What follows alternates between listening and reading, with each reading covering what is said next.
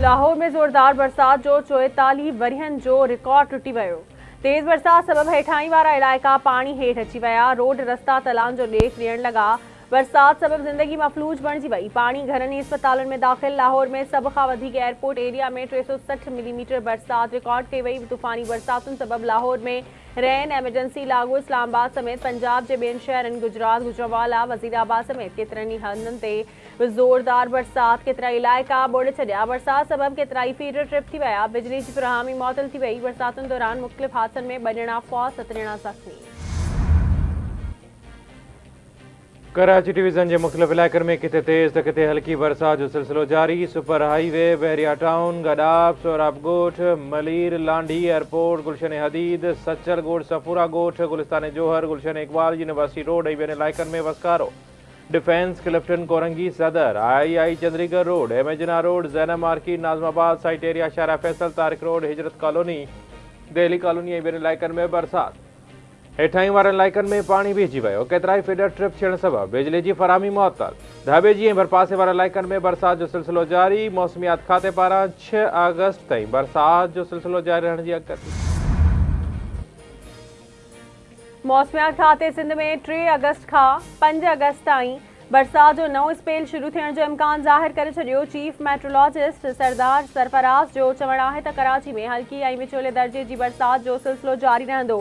3 अगस्त खां बरसात जो नओं स्पेल शुरू थियण जो इम्कान आहे। थरपारकर, उमरकोट, मीरपुर ख़ास, जाम शोरो, कंबर शहदाद कोट, जेकबाबाद, दादू ऐं लाड़काणे में तेज़ बरसात पइजी सघे थी। बलूचिस्तान में भी तेज़ बरसातुनि जो सिलसिलो जारी आहे। बलूचिस्तान जो बरसाती पाणी दादू, जेकबाबाद ऐं कंबर शहदाद कोट खे मुतासिर करे सघे थो। बरसात दौरान हेठाई वारनि इलाइक़नि ऐं अहम रोडनि तां बरसाती पाणी जी निकाली खे यकीनी बणायो वञे। मॉनसून बरसातुनि दौरान अवाम जी भरपूर रहनुमाई कई वञे। सिंध जे वॾे वज़ीर सैयद मुराद अली शाह जूं इंतिज़ामिया खे हिदायतूं। समूरनि कमिश्नर्स खे हर ज़िले जो दौरो करण जी हिदायत। वॾे वज़ीर जो चवणु आहे त सिहत खाते, मकानी इदारनि, सिंध सॉलिड वेस्ट मैनेजमेंट ऐं रेस्क्यू इदारनि खे मुतहरिक रहणु घुरिजे।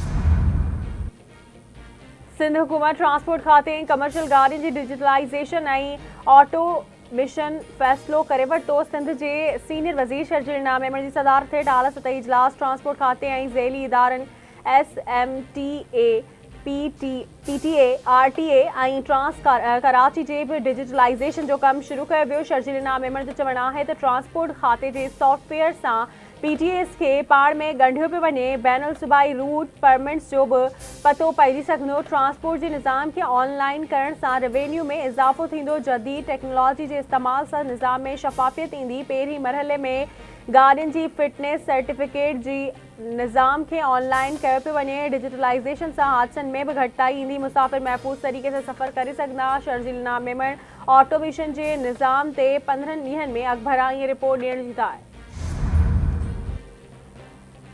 कुछ माण्हू IPPs ते सियासत करे रहिया आहिनि। IPPs ते नज़रसानी जे हवाले सां मुशावरत जारी आहे। अवाम खे 50 अरब रुपयनि जी सब्सिडी ॾिनी वई। प्रोटेक्टेड वाफ़दारनि खे 3 महीननि जे लाइ बिजली बिलनि में रिलीफ ॾिनो वियो। बिजली चोरी रोकण लाइ सूबाई हुकूमतुनि सां गॾिजी कमु करे रहिया आहियूं। बिजली बिलनि जी अदायगीअ में 10 ॾींहनि जी वाध कई वई आहे। डिस्कोस जी निजकारी वारो अमल शुरू थी चुको आहे। फ़ैसिलो कयो हो त डिस्कोस खे सियासी मुदाख़लत खां पाक कयो वेंदो। सुसुमारे वफ़ाक़ी वज़ीर अता तारड़जी MQM अॻवान मुस्तफ़ा कमाल सां इस्लामाबाद में प्रेस कॉन्फ्रेंस। मुस्तफ़ा कमाल जो चवणु हो त IPPs मुल्क लाइ वॾो ज़ख़्म आहे। उन्हनि खे बंदि करण जी ज़रूरत आहे। वज़ीर आज़म असांजे मुतालबनि खे ॾिसी रहियो आहे। इंशाअल्लाह जल्द माण्हुनि खे इन हवाले सां ख़ुशख़बरी ऐं रिलीफ मिलंदो। इस्लामाबाद जी मक़ामी अदालत PTI अॻवान रऊफ़ हसन ऐं ॿियनि जवाबदारनि जी PICA एक्ट तहत दाख़िल केस में गिरफ़्तारी खां अॻु वारी ज़मानत जी दरख़्वास्त मंज़ूर करे वरिती। अदालत 50-50 हज़ार रुपयनि जी मचलकनि एवज़ ज़मानतूं मंज़ूर कयूं।